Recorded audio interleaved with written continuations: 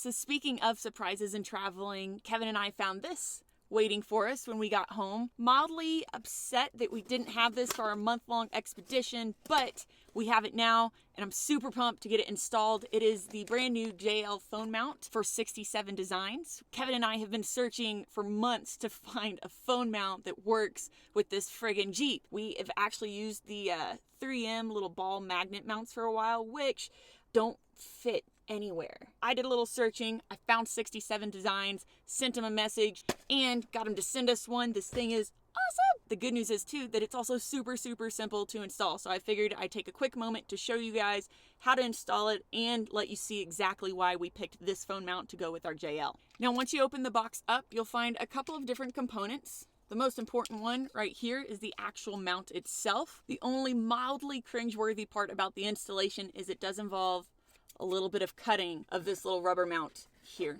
on the top of the Jeep dash. So you can see I've already cut mine. You literally just cut it right at the base, and this happy guy fits right there. So all you have to do, which I've already done, is take a screwdriver and take this factory screw out right here. Now you do have the additional option to drill extra holes down into here, and they do provide the hardware for that if you want added rigidity. It is still freezing cold outside and mildly snowing, so I do not really want to put my windshield down in order to get a drill in there and drill those out. So for now, I'm going to stick with the one factory screw along with the 3M tape, and from there it's literally 30 seconds of installation.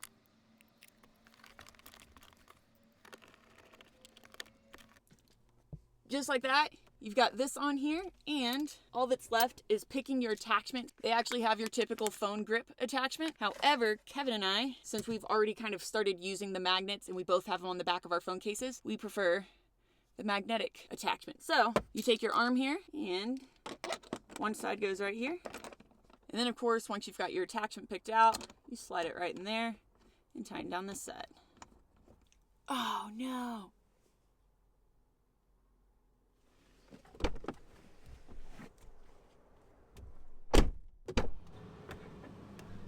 From there,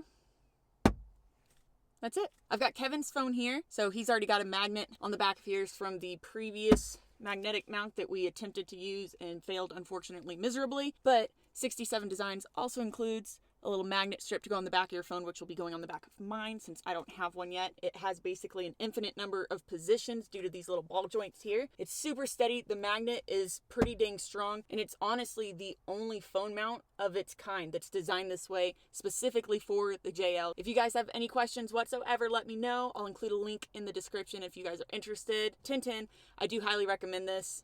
It works fantastically.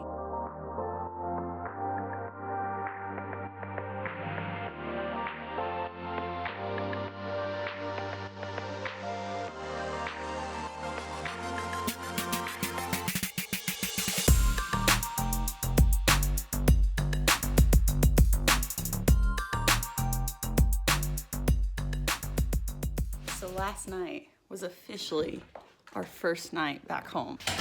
And I would say that Colorado officially has decided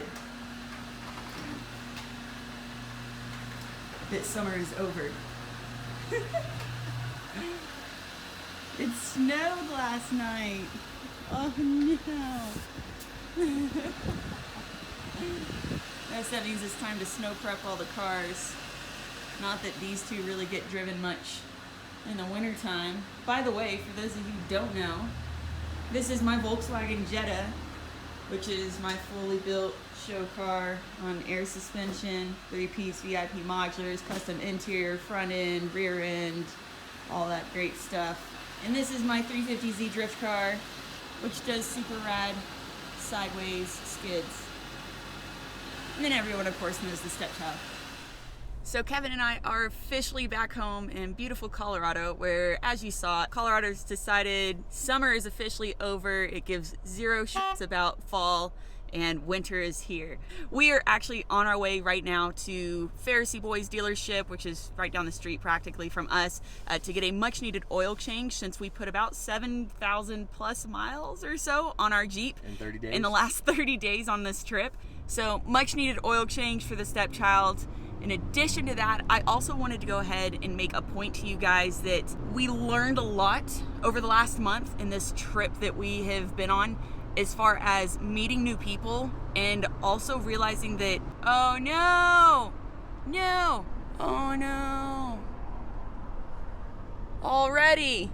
Oh, she came across from over there. Oh, what? Yeah. Oh God, she came from the other side of the road. Yeah, I saw the tire marks over there. How did that happen? The roads aren't even icy. No. Okay, so that's an excellent reminder to make sure that your vehicle is properly prepped for it, and then you have people like driving like a-holes, just like weaving in and out of traffic. But anyways, that is a good reminder to make sure your vehicles are properly prepped for the winter time, meaning decent winter tires, at least. Yeah. At the very least, decent winter tires. Proper tire pressure. And proper tire pressure. Anyways, back to what I was saying, we learned a lot on this trip in regards to people messaging us after we had posted a video, say while we were in California or Las Vegas or Texas, being like, oh, you guys were here, you know, are you still here? Let's hang out. Or, oh, you should have let me know, we would have gone wheeling with you. And 100%, that's our bad. Completely our fault. I never really realized until this trip just how important it would be to let you guys know, to let our subscribers know well ahead of time where we were going to be and when we were going to be there. That way, if you guys want to meet up with us and come wheeling or have lunch or dinner or just drinks, this is me promising and Kevin promising. This is us promising that from now on, we're going to do our best to let you guys know well ahead of time what our plans are, what trails we plan on hitting up, what states or areas we plan on being at, what events we plan on going to, etc., etc. And with that, oh man, ambulance? For that brag. Yes, for that brag. Hopefully everyone's okay. With that in mind though as well, I did want to put a question out there to you guys. Obviously, I have the YouTube channel. I also have my Instagram. Those are my two main avenues of social media that I utilize. Kevin uses Facebook a lot. But in regards to keeping you guys as up to date as possible about our plans, should I create a Twitter account? Because not all of our trips are pre-planned. So it's difficult to always let you guys know in the form of video where we're gonna be. With Twitter, I would be able to just, you know, if we wake up at 9 a.m. and decide we wanna leave at 10 a.m. to go wheeling, I can post up saying, hey, we're going here today, come meet us if you like. Would that be something that as my subscribers, you guys would be interested in me doing, or you guys would actually utilize? If not, I do not want to use a Twitter account. If it would be beneficial though, I am all for it. Let me know in the comments, please. I'd appreciate it. I also wanted to touch base on a couple of other issues that we'd had a lot of questions on. Number one being our leaky doors. If you guys remember, a couple of months ago, Kevin and I had posted a video where our doors were leaking massively, more or less, while we were on, what trail? Holy Cross? Holy Cross. Our Holy Cross video, we had a leaky door issue where water was borderline kind of pouring into the cabin and onto us. Unfortunately, there really is no update. That is the one and only time it has ever happened. We haven't been able to recreate the issue whatsoever. And this is just me speculating, but Bestop, the Sunrider Bestop, actually uses its own full bracket system, including extra seals. And I can't say for sure, but I have a feeling that that probably has done a lot to help with the potential leaky door issue as well. Because the OEM foam was what we had originally suspected was the issue. The stuff that Bestop uses, however, is a little bit denser. So again, speculation. So take that as you will. Other than that, I've really got nothing for you on the leaky doors. Tacos for lunch. Oh yeah, tacos. Oh, that sounds so good. I also wanted to give you guys an update on our hunt for a trail dog. I know a lot of you guys have asked where we're at with that, why you haven't seen a dog yet in our videos, and the answer is very simple.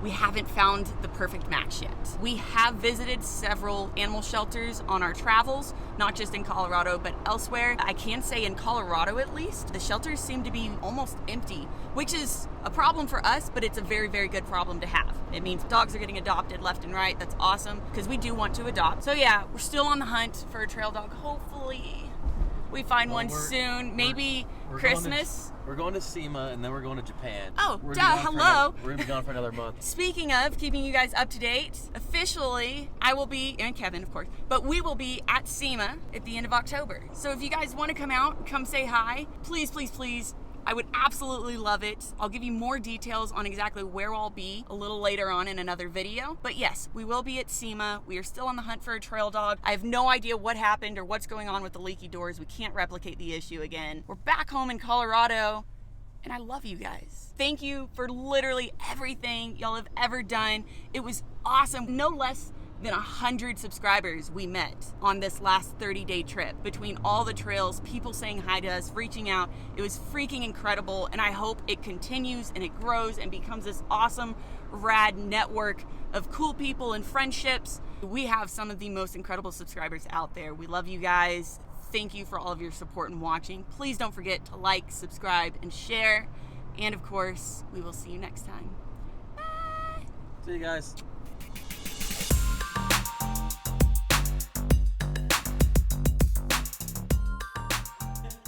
What are you doing? What are you doing? What do you mean, what am I doing? Why are you making that noise? Because I'm a lion.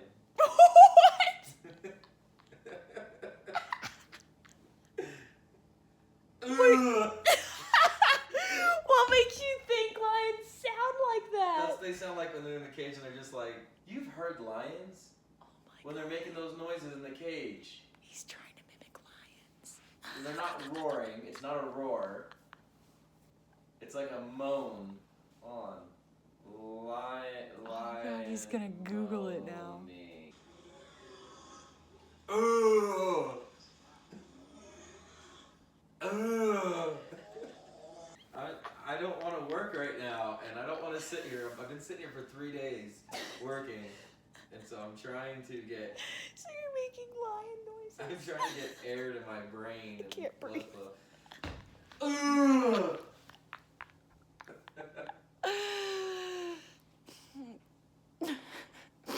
My husband's broken.